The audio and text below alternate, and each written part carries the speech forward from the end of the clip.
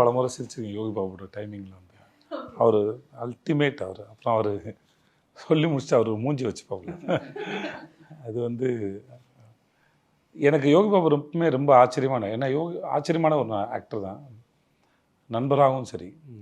அப்புறம் யோகி பாபு பொறுத்த வரைக்கும் நான் பார்த்து ரொம்ப வியந்தது வந்து, அவருக்கு வந்து பெரிய படமோ சின்ன படமோ அவருக்கு அந்த பார்ஷியாலிட்டி இருக்காது. அந்த அந்த படம், அந்த சீன் அது ஒர்க் அவுட் ஆகிறதுக்கு என்ன பண்ணணுமோ அதை நியாயத்தோடு பண்ணுவாப்புல. அதில் சின்சியராகவும் பண்ணுவார். எனக்கு தெரிஞ்ச வரைக்கும் சீனுக்குள்ளே வந்துட்டார்னா அவருக்கு என்னென்ன தோணுமோ என்னென்னலாம் பண்ண முடியுமோ யோசிச்சுட்டே இருப்பார். அப்புறம் அந்த கேப்பில் கூட இப்போ நீங்கள் ஒரு ஷார்ட்டு முடிஞ்சு நடுவில் இருக்க கேப்பில் கூட ஏதாவது ஒரு விஷயமா டிஸ்கஷன் பண்ணுறதாலும் சரி, எதாவது கதை சொல்கிறதாக இருக்கட்டும், எதாவது கதை சொல்லுவார். இல்லை எதையா பண்ணி அந்த சீன் இம்ப்ரெஸ் பண்ணுறதுக்கு வேறு என்ன வைக்கலாம்.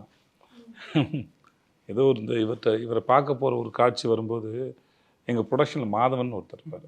மாதவன் வந்து கொஞ்சம் குள்ளமாக இருப்பார்.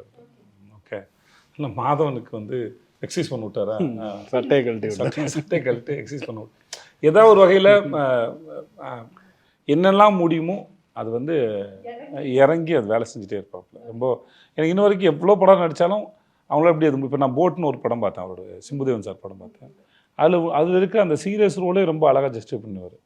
அவரோட முகம் வந்து எல்லாத்துக்கும் பொருந்துது. சில சமயம் நான் ரொம்ப அடக்க முடியாமல் சிரிச்சிடுவேன் அவர்கிட்ட வேலை செய்யும்போது. அப்புறம் செட்டில் அவர் கூட, இப்போ நான் பாண்டியா சார் பண்ண வரைக்கும் செட்டில் அவர் கூட இருக்கிறது வந்து ரொம்ப ஒரு சுகமான அனுபவம்.